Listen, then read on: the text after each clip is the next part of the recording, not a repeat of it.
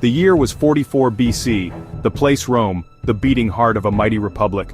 The day, the Ides of March, forever etched in history as a day of unimaginable violence and political upheaval. The Roman Senate, a place of supposed debate and reasoned discourse, was about to become a stage for a brutal assassination that would shake the very foundations of Roman society. The air was thick with tension. Senators, their faces a mixture of apprehension and grim determination, made their way through the forum, their togas billowing in the wind. Little did they know that they were walking into a carefully orchestrated trap, a conspiracy that would change the course of Roman history forever. The man at the center of this impending storm was Julius Caesar, the most powerful man in Rome.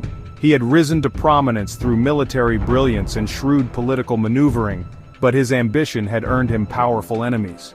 As he entered the Senate that fateful day, he had no idea of the danger that awaited him, oblivious to the daggers hidden beneath the togas of his supposed allies. The stage was set for a dramatic showdown, a clash between a ruler who had grown too powerful and those who believed they were acting to preserve the Republic. The Ides of March were about to live up to their deadly reputation. Gaius Julius Caesar, a name that has echoed through the annals of history, leaving an indelible mark on the world. What do you think made Caesar such a compelling figure? The name itself evokes images of power, ambition, and ultimately tragedy. Caesar's journey from a young nobleman to the most powerful man in Rome is a story of relentless ambition and strategic brilliance. How do you think his early life shaped his ambitions? Born into a patrician family, Caesar was a man of exceptional talent and boundless ambition. His family, though noble, was not particularly wealthy or influential, which only fueled his desire to rise above his station. Do you believe his modest beginnings played a role in his drive for power? He proved himself a skilled orator, a cunning politician, and a brilliant military strategist. His ability to sway the masses with his words and his tactical genius on the battlefield set him apart from his contemporaries. What qualities do you think are essential for a leader to succeed? His rise to power was a testament to his ambition and ruthlessness. Caesar was not afraid to make enemies, and he often did so with calculated precision. Do you think his ruthlessness was justified in his quest for power? He climbed the political ladder, forging alliances and crushing his enemies with equal zeal. His partnership with Pompey and Crassus in the first triumvirate was a masterstroke, allowing him to consolidate power and outmaneuver his rivals. How important are alliances in achieving political success? His military campaigns, particularly the conquest of Gaul, brought him immense wealth and popularity, making him a hero to the Roman people. The Gallic Wars not only expanded Rome's territories, but also filled its coffers, further enhancing Caesar's standing. What do you think was the most significant impact of his military conquests? However, Caesar's growing power and popularity alarmed the Roman elite. The Senate, which had long been the bastion of Roman authority, began to see him as a direct threat to their power and influence. Do you think the Senate's fears were justified? The Senate, traditionally the seat of power in the Republic, saw him as a threat to their authority. They feared that his ambition knew no bounds, and that he sought to make himself king, a title anathema to the Roman ideal of a republic. How do you think the concept of a republic influenced Roman politics? They feared his ambition knew no bounds, and that he sought to make himself king, a title anathema to the Roman ideal of a republic. The very thought of a monarchy was repugnant to the Roman ethos, which cherished the principles of shared power and civic duty. What are your thoughts on the balance between power and civic duty? Caesar, however, cared little for their fears. He saw himself as the savior of Rome, a man destined to lead it to a new era of glory. His vision for Rome was grand, and he believed that only he could bring it to fruition. Do you think Caesar's vision for Rome was realistic or overly ambitious? He saw himself as the savior of Rome, a man destined to lead it to a new era of glory. His reforms, though controversial, were aimed at strengthening the state and improving the lives of its citizens. What do you think were the most impactful reforms Caesar introduced? He had been appointed dictator for life, a position that granted him unprecedented power.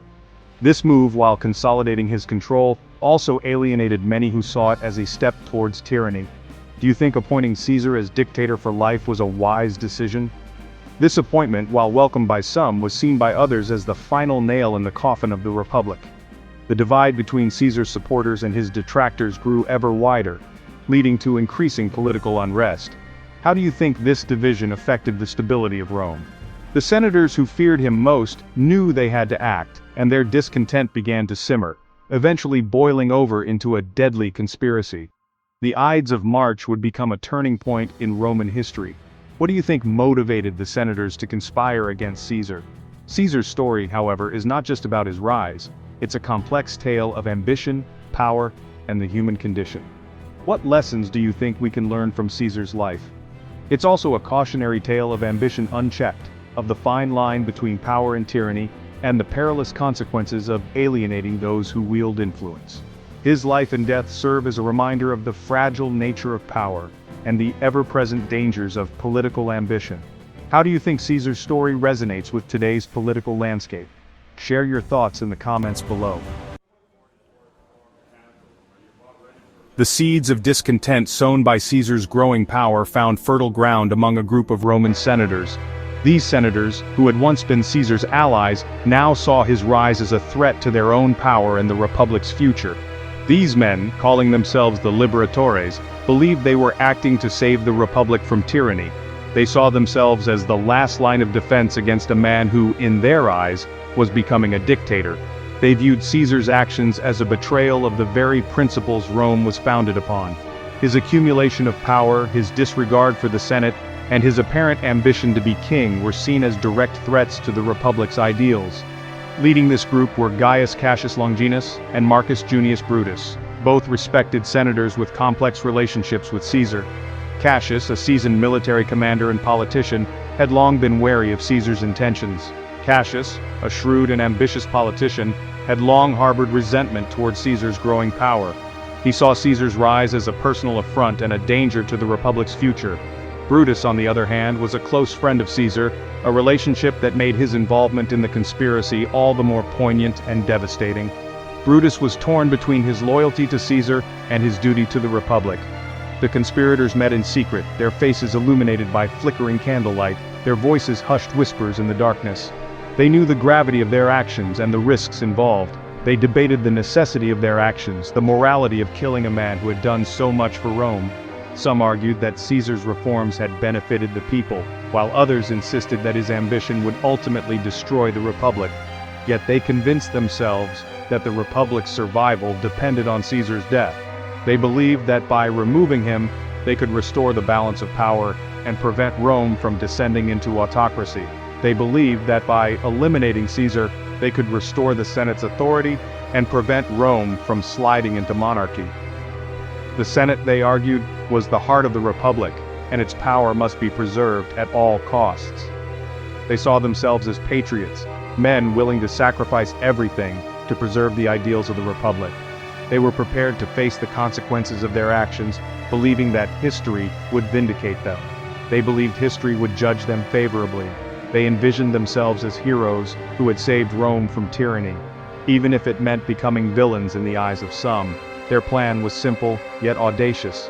They would assassinate Caesar in broad daylight, in the heart of the Senate, a place where he believed himself to be untouchable. They chose the Ides of March, a day laden with ominous significance. They underestimated, however, the love Caesar's supporters had for him, and the chaos that would follow his assassination. The aftermath would plunge Rome into turmoil, leading to a series of civil wars, and the eventual rise of the Roman Empire. The Ides of March dawned bright and clear in Rome.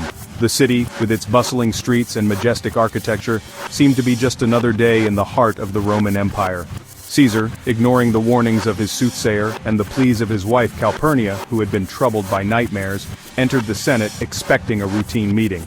Calpurnia had dreamt of his statue spouting blood, a grim omen she couldn't shake off. He had no reason to suspect the danger lurking within the Senate chamber. The Senate, a place of governance and debate, was the last place he expected betrayal.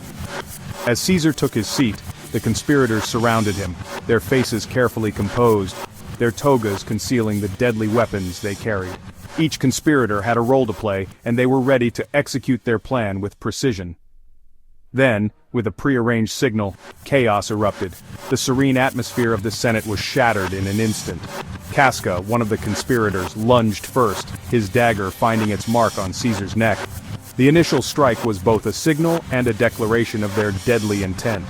The stunned silence that followed was shattered by Caesar's cry of surprise and pain. His voice, once commanding and authoritative, now echoed with vulnerability. Then all hell broke loose. The Senate, a place of order, descended into chaos as the conspirators launched their attack. Senators, both conspirators and innocent bystanders alike, were caught in the frenzy. The chamber, once a symbol of Roman order, was now a battleground. The Senate chamber, intended as a place of order and debate, descended into a scene of unimaginable violence. The air was thick with tension and the metallic scent of blood.